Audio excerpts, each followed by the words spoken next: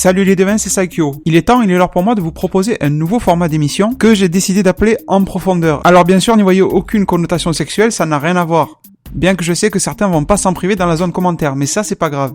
En fait, tout simplement, j'avais une volonté de réaliser des analyses en profondeur de ce qui peut se passer dans certains événements, dans certains trailers, dans certaines previews ou des choses comme ça en fait de Dragon Ball Super. Du coup, je me suis dit que mon format prophétie prédiction n'était pas adapté à ça et que mon format PLT pas le temps non plus. Du coup, ça a donné naissance à cette émission en profondeur, j'espère qu'elle vous plaira. Et aujourd'hui, et ça je vous l'avais promis depuis un bon moment, on va faire une analyse en profondeur de l'identité de ce personnage-là à capuche. Du mec à capuche, enfin vous l'appelez un peu comme vous voulez, de ce personnage tout en noir que l'on a vu à 2 reprises. C'est-à-dire une fois dans le trailer Tournoi Survie de l'Univers, et on vient de l'apercevoir une nouvelle fois dans la preview de l'épisode 78 de Dragon Ball Super. Et bien sûr, on l'a vu très proche du Akaishin Clown. Alors, la première chose que j'aimerais mettre au point dans cette vidéo en profondeur, c'est que déjà ce personnage-là n'est pas Hit. Ça, je peux vous l'assurer, vous le confirmer. Et même, je peux vous dire qu'il ne fait pas partie de la race de Hit. Tout simplement parce que si vous faites un simple zoom ou si vous regardez même comme ça vite fait, son visage, le nez qui n'a rien à voir avec celui de Hit, le trait de la bouche qui n'a rien à voir, vous savez aussi que Hit a 2 espèces de lignes descendantes, enfin montantes, c'est un peu pareil, sur chaque côté de son visage de manière symétrique, un peu à la Cell d'ailleurs, que ce personnage à capuche n'a pas. Alors mis à part un teint de couleur de peau assez similaire entre les deux, et encore je trouve que le nouveau personnage est un peu plus clair que Hit, mais sinon il n'y a aucune similitude entre les deux. Donc vraiment ce n'est pas lui. Par contre, là où j'aimerais en venir déjà, c'est à vous dire que si vous regardez bien, ce mec-là sous sa capuche ressemble au Kaioshin qui est juste à côté de lui. Je parle des traits de visage, le peu que l'on voit, ça ressemble. Le nez, la forme de la bouche, tout ressemble. La couleur de la peau ressemble énormément, c'est la même chose en fait.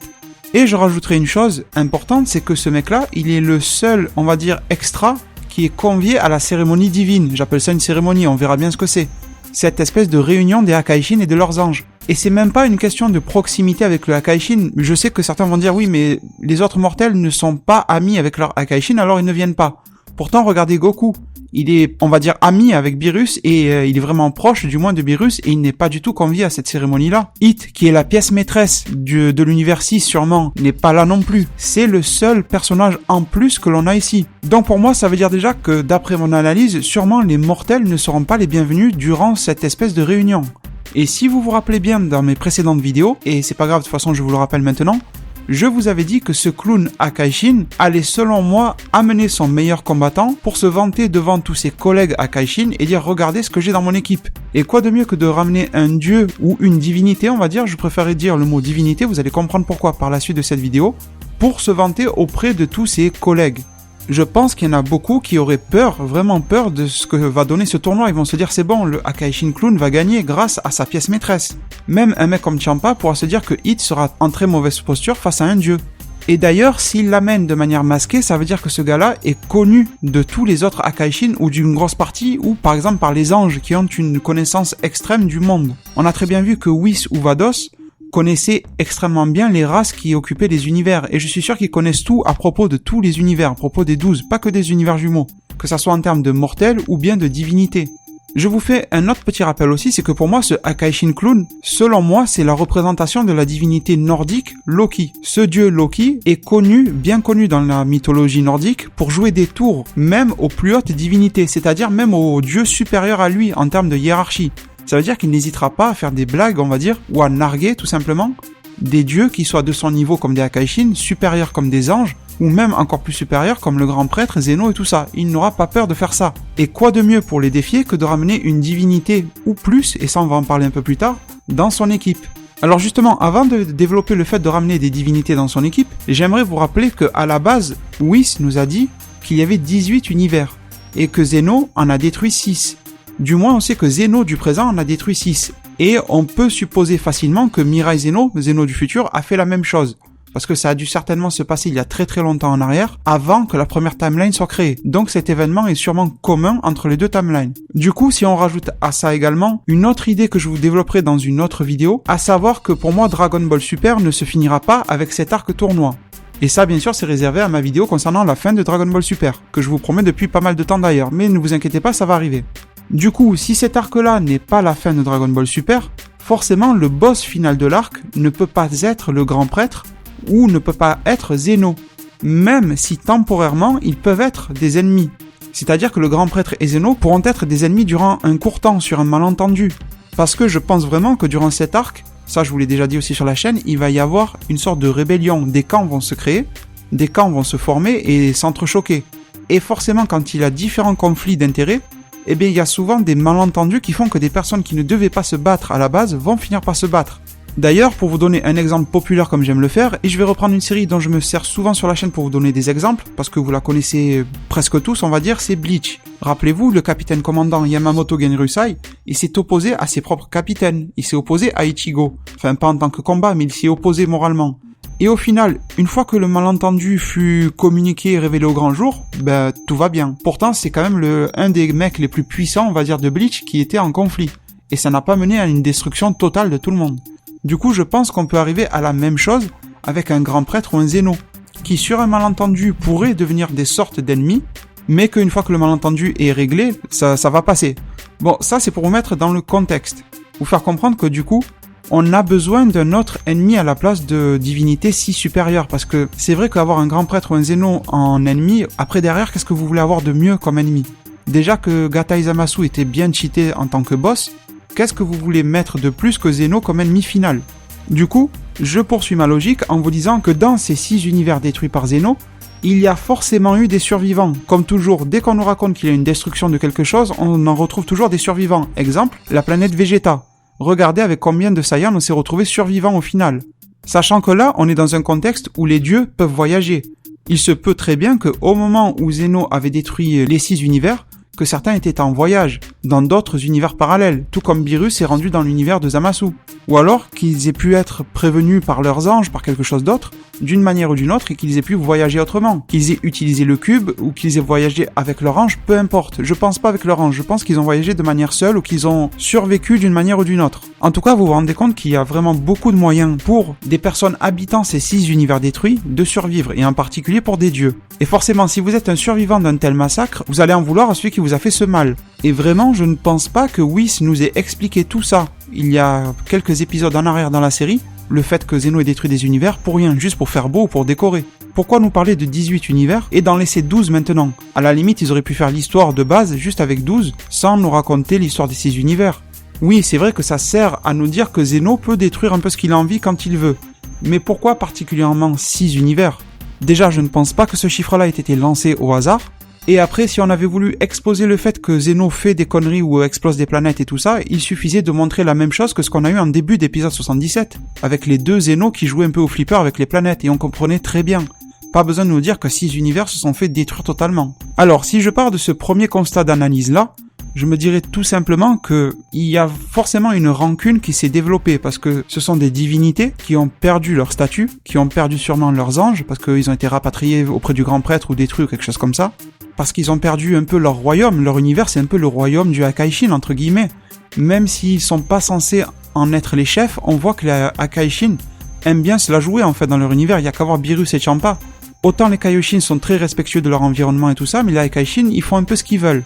On voit vraiment que dans leur univers ils se sentent à la maison, et là du coup il y a des divinités qui ont perdu leur maison. Donc si je rembobine un peu sur ce que j'ai dit dans ma vidéo, je vous ai dit que ce mec sous la capuche ressemble énormément à un Kaioshin. Du moins au Kaioshin de son propre univers. Mais pour moi, malgré toutes ces ressemblances avec un Kaioshin, il n'est pas un Kaioshin. Vous allez me dire, alors, qu'est-ce que c'est? C'est quoi ce mec? D'où il sort? S'il ressemble à un Kaioshin mais ça n'en est pas un, c'est quoi? Et bien là, du coup, pour vous répondre, je vais en arriver sur le nouvel opening que l'on a tous vu. Et bien sûr, une vidéo de ma part arrive sur ça pour décrypter un peu ce qui s'est passé dedans et vous donner mes prédictions à chaud. Mais du coup, pour moi, vous vous en doutez que j'en suis arrivé à cette conclusion, c'est que le mec que l'on voit se battre dans le trailer avec Goku, celui qui a une tête un peu d'humanoïde, un peu ronde, là, avec la tête un peu mauve et tout ça, pour moi, c'est lui qu'il y a sous la capuche dans le trailer et dans la preview du prochain épisode. D'ailleurs, si vous comparez son apparition dans le trailer et dans la preview du prochain épisode, vous verrez que le design a légèrement changé. Et surtout qu'ils ont fait en sorte de masquer encore plus son visage et de masquer ses gants, ces fameux gants blancs. C'est tout simplement parce que les animateurs de la tour animation se sont rendus compte, je pense, qu'ils avaient un peu gâché le suspense en montrant les gants et en montrant une grosse partie du visage de ce mec-là. Et qu'ils ont voulu un peu rattraper leur erreur. Et du coup, comme on l'a déjà vu, je pense que beaucoup trop de monde s'est rendu compte que ce mec-là qui se bat contre Goku, bien c'est lui sous la capuche. Je pense que la tour animation s'est rendu compte qu'elle n'a pas tenu assez longtemps le suspense qu'elle voulait créer. Pour moi, ça ne fait pas l'ombre d'un doute, c'est vraiment les mêmes traits de visage. Mais par contre, du coup, dans ce trailer, on en voit plus. On voit le type de vêtements qu'il porte. Et on voit bien sûr toute sa tête. On voit qu'il a les yeux très noirs. Même s'il n'a pas une tête de méchant, on voit quand même que ce mec-là n'est pas là pour rigoler. On voit en plus qu'il est très puissant.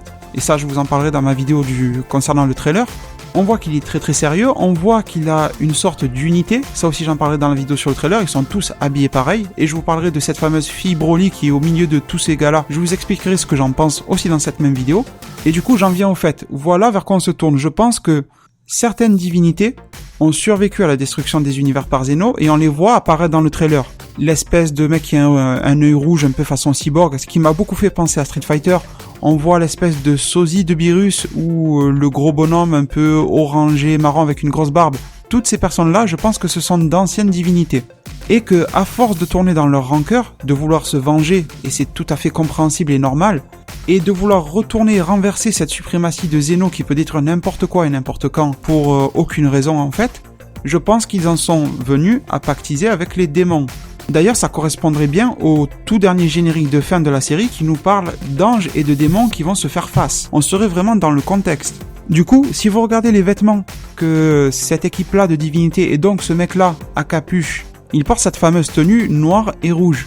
Et je ne sais pas à quoi elle vous fait penser, mais moi, ça a été un flash immédiat. J'ai tout de suite pensé aux tenues que peuvent porter les Makaioshin, Mira et Towa, qui sont bien sûr issus de Dragon Ball Heroes et Dragon Ball Xenoverse, les jeux vidéo. Alors bien sûr, ce n'est pas canon, et vous savez que je tiens pas mal à la notion de canon. Mais une chose qu'il faut savoir selon moi, c'est que Mira et Towa ne seront jamais intégrés dans Dragon Ball Super, ni même Demigra. Mais par contre, introduire le Makai, introduire les Makaioshin, d'ailleurs Dabura fait partie du Makai, et si vous regardez sur l'image que je vous mets là, issue de Dragon Ball Heroes, il porte lui aussi ce type de vêtements rouge et noir, très près du corps, un peu le même type de tenue en fait.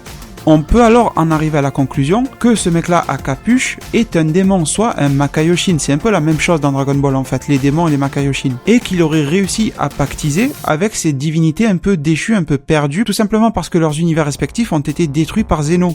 Et bien sûr, cela ne rend pas Mira et Towa canon. Mais rien n'empêche Akira Toriyama, rien n'empêche Toyotaru, rien n'empêche la Toei Animation de reprendre des éléments du design. C'est-à-dire cet aspect rouge et noir, cette espèce de combinaison assez proche du corps. Il n'y a aucun mal à reprendre un aspect du design même de quelqu'un d'un personnage qui n'est pas canon.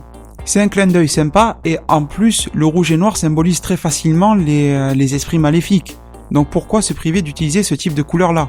Donc du coup, même si je développerai plus ça dans ma vidéo sur le trailer, je pense que les divinités que vous voyez apparaître à côté de ce nouveau personnage-là qui a enlevé sa capuche, pour moi, ce sont pas forcément des mauvaises personnes, ce ne sont pas des démons. Par contre, ça pouvait être d'anciens Akaishin. Enfin, pour moi, c'est plus que probable.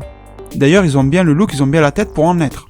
Mais qui, de fil en aiguille, ont été trahis complètement par leur divinité suprême Zeno, et n'ont trouvé aucun secours auprès de personne, ont été lâchés par leurs anges parce que sûrement que les grands prêtres a dû les rappeler auprès de lui, et ont dû trouver refuge uniquement chez le Makai, en fait, chez les démons. Avec ce fameux Akaishin Clown qui doit pas être con du tout, qui doit savoir faire de bonnes alliances, enfin des alliances de pouvoir avec qui il faut, et je pense que de fil en aiguille, il a pu également se constituer une belle équipe pour le tournoi. Ce sera sûrement même la pire des équipes à affronter pour le tournoi. C'est pour ça alors que ce Akaishin Clown peut se permettre durant la réunion des dieux de ramener son meilleur combattant, qui serait un Makaioshin. C'est pour ça que dès qu'il enlèvera sa capuche devant toutes les divinités, ils vont tous le reconnaître ou du moins comprendre qu'il est un Makaioshin. Et si en plus il peut se vanter du fait que son équipe est dirigée ou a un leader, on va dire comme un capitaine Makaioshin qui dirige des Akaishin, je pense que ça sera vraiment le bordel mental au sein de la tête de tous les Akaishin. Même Beerus aura de quoi s'inquiéter énormément. Et à vrai dire, je ne pense pas qu'une règle du tournoi viendra interdire cela. Tout simplement pour une bonne raison, c'est que le Makaioshin doit faire partie de l'univers de ce Akaishin-là, et rien ne lui empêche de sympathiser avec, je pense. Et en plus, j'ai de très bonnes raisons de penser que les Akaishin ne naissent pas Akaishin, mais qu'ils sont promus Akaishin. Par exemple, si Whis veut faire de Goku un Akaishin, il le deviendra, il l'entraînera, développera son ki, et c'est bon. Sauf que Goku ne veut pas. Du coup, si ces divinités-là, l'espèce de mec un peu robotique, l'espèce de Beerus, l'espèce de Beerus bis, l'espèce de gros bonhomme un peu marron-orange avec la grosse barbe, étaient des Akaishin, ils peuvent ne plus en être facilement. Leur statut divin se perdra facilement. Et peuvent alors tout à fait devenir des habitants de l'univers du clown, qui auraient migré depuis leurs univers originaux. Il n'y a aucun souci, je pense à ça, et ça ne contradierait aucune règle du tournoi. Et je vois bien justement ce fameux Akaishin clown Loki je l'appelle Loki pour que vous suivez mieux mon raisonnement, se jouer des règles de cette manière-là, se recruter son équipe un peu comme ça l'arrange, et d'ailleurs ça vous allez comprendre où je vais en venir dans ma vidéo PLT sur le trailer, elle va suivre cette vidéo-là très sûrement, et je pense qu'on arrive à avoir toute une intrigue qui s'imbrique et avoir un gros background sur l'histoire de ce tournoi-là, sur l'histoire des participants de ce tournoi-là. Ça nous permettrait de laisser encore pas mal de portes ouvertes après ce tournoi-là pour 1 ou 2 arcs supplémentaires, et ne pas monter trop vite en puissance, comme ça Goku pourra évoluer, quand je dis Goku bien sûr la Team Z avec lui. Si en plus ce mec-là est vraiment le chef de son unité de Akaishin qui dirige et que lui-même est un Makaioshin, vous comprenez facilement alors pourquoi dans ma vidéo il y a quelques jours, je vous parlais du fait que Hit sera confronté à ce mec-là à capuche et perdra dès le premier ou deuxième tour. Vous voyez que petit à petit tout s'imbrique, aussi bien ma vidéo sur le générique de fin, que ma vidéo sur Hit, que ma vidéo sur le fait que Hit perdra au premier tour face à ce mec-là, que le fait que Zeno ait détruit 6 univers et il faut bien qu'un jour ou l'autre ça lui retombe dessus, on va dire entre guillemets, ou que quelqu'un se révolte, et je pense vraiment qu'au final on va en arriver à un arc qui démarrait sur un tournoi mais qui va se diviser en des tonnes de conflits d'intérêts. Parce qu'en fait on peut penser tout simplement qu'il va y avoir plusieurs niveaux de conflits. Déjà on peut penser à un conflit entre les Zénos, on peut penser à un conflit entre le grand prêtre et les Zénos, et tout ça en même temps, il n'y a rien qui empêche que ces conflits existent en même temps, c'est ça le pire, ou le mieux en fait, comme vous voulez. On peut penser ensuite que les mortels et Akaishin vont vouloir se révolter contre le fait que leurs univers sont détruits petit à petit au fil du tournoi, parce que je vous rappelle que l'enjeu de ce tournoi c'est la destruction de votre univers, si vous perdez bien sûr, et il est censé n'en rester qu'un à la fin. Les anges vont être eux dans la tourmente en fait, ne pas savoir quel camp suivre, le camp des Akaishin, le camp des mortels avec qui ils auraient sympathisé, suivre les instructions du grand prêtre qui lui-même ne saura pas vraiment qui suivre, ses propres convictions ou obéir à Zeno, et en plus obéir à quel Zeno vu que les deux risquent d'être en conflit, et vous rajoutez à ça des conflits un peu locaux on va dire, avec par exemple le Akaishin Clone qui va foutre un peu le bordel à son niveau en amenant une équipe divine en fait, ou ex-divine on va dire, qu'il aura recruté par-ci par-là, qui seront vraiment en rogne contre Zeno lui-même, contre l'ordre qui est en cours, avec par exemple un Makaioshin dont on ne connaît pas vraiment les motivations. Pourquoi un Makaioshin viendrait à s'allier avec un Akaishin? Ça voudrait donc aussi dire que c'est une alliance d'intérêt entre le Akaishin et entre le Makaioshin. Ces deux-là ne sont pas vraiment amis. Tout à l'heure je vous disais qu'ils avaient sympathisé, mais c'est pas vraiment ça, c'est surtout que les deux ont trouvé des intérêts communs entre un et l'autre. Chacun peut apporter un pouvoir à l'autre et peut permettre à l'autre de progresser. Mais arrivé à un moment, les deux vont entrer en conflit aussi. Du coup, je pense que dans cet arc, il y a énormément de choses à développer. Je pense que cet arc va durer très très longtemps, je vous fais une petite parenthèse en dehors de l'identité de ce mec-là, et je pense qu'il y aura vraiment différents niveaux de traitement des personnages, et différents types de conflits qui vont avoir lieu petit à petit, et c'est pour ça que l'arc va vraiment traîner. On aura un peu comme des sous-arcs dans l'arc, c'est vraiment comme ça que je visualise. Parce qu'il va falloir démêler tout type de conflit, et au final ce tournoi ne sera pas un tournoi d'arts martiaux, mais sera plus un règlement de compte multiversel, c'est un peu là où on va en arriver. Du coup les devins, avant de vous laisser sur ces mots, je vais faire un léger récapitulatif parce que je sais que j'ai développé pas mal d'informations. Bien sûr, les vidéos en profondeur, c'est un format que je développe, que j'écris de plus en plus. Je vais en apprendre de mes erreurs, donc ne vous inquiétez pas, tout va s'améliorer. Mais tout ça pour vous dire que, en bref, si je devais vous la faire courte, je vous dirais que ce mec-là à capuche, du coup, n'est pas du tout Hit, qu'il a de très fortes similitudes visuelles, physiques avec le Kaioshin de son univers, qu'il est très sûrement convié à la réunion des dieux pour faire figure de vitrine, en fait, de démonstration de ce que réserve l'équipe du Akaishin Clone, et que forcément, s'il a une capuche, c'est qu'il est connu ou reconnaissable par les autres Akaishin et anges, sinon ça servira à rien de le cacher, que ce Akaishin Clone nous joue beaucoup de tours et va en jouer beaucoup à toutes les divinités, et qu'il a sûrement réussi à se constituer une équipe magnifique, que sûrement dans son univers on n'a pas forcément des super combattants, mais qu'il a réussi à piquer pas mal de combattants venus d'ailleurs, et surtout des anciens Akaishin, peut-être pas les 6, mais moi je tape sur au moins 3 des 6 Akaishin détruits par Zeno. 3 survivants sur 6, ça fait déjà l'affaire. Je vous dirai alors que d'après moi, selon la tenue vestimentaire justement de ce mec-là à capuche, quand on le voit déshabillé de sa capuche et de son long manteau dans le trailer, avec ses vêtements rouges et noirs près du corps, avec des dessins très pyramidaux on va dire, très en pointe et tout ça, très pointu, très menaçant, on sent la menace rien qu'en voyant ses vêtements en fait. Le rouge, le noir, des formes vraiment triangulaires, tout ça, ça ressemble aux tenues des Makaioshin dans l'univers étendu de Dragon Ball. Bien sûr, ces personnages-là ne seront pas canons, ne seront pas introduits, mais rien n'empêche de réutiliser un design ou deux. Donc au final, les devins, laissez-moi savoir en commentaire ce que vous avez pensé de cette première vidéo, de cette première initiative de ce concept-là en profondeur. Je sais déjà à ce jour qu'il y a pas mal de choses que je vais pouvoir améliorer. Je sais déjà où sont les pistes, mais j'aimerais aussi avoir vos avis là-dessus, savoir ce que vous en pensez, déjà ce que vous pensez de ce mec-là à capuche, sans parler du format en profondeur, ce que vous en pensez, quel est votre avis? Est-ce que vous pensez que c'est lui qui se bat dans le trailer contre Goku? Et est-ce que ce type d'initiative de ma part vous plairait justement sur d'autres choses? Par exemple, analyser des previews d'épisodes, analyser d'autres trailers, analyser des génériques, tout ce type de choses en fait. Tout ce qui constitue un peu l'identité de la série. Du coup les devins, je vous donne rendez-vous sûrement pour une PLT qui va arriver dans pas très longtemps concernant le trailer. Globalement, on reparlera à l'intérieur de ça de ce mec-là à capuche qui se bat contre Goku, mais on parlera bien sûr de tout ce qui se passe dans le trailer, de la fille Broly, on parlera bien sûr de cette nouvelle évolution de Goku, on va parler de tout ça dans la PLT à venir. Du coup, je compte sur vous pour rester connecté sur la chaîne. Je vous remercie, je vous laisse sur ces mots. Prenez soin de votre futur, le meilleur moyen d'y arriver c'est de vous abonner à ma chaîne, de la partager, la liker et la commenter un maximum de fois pour que notre communauté puisse se développer le plus possible sur YouTube. Merci et à plus pour de prochains arts divinatoires.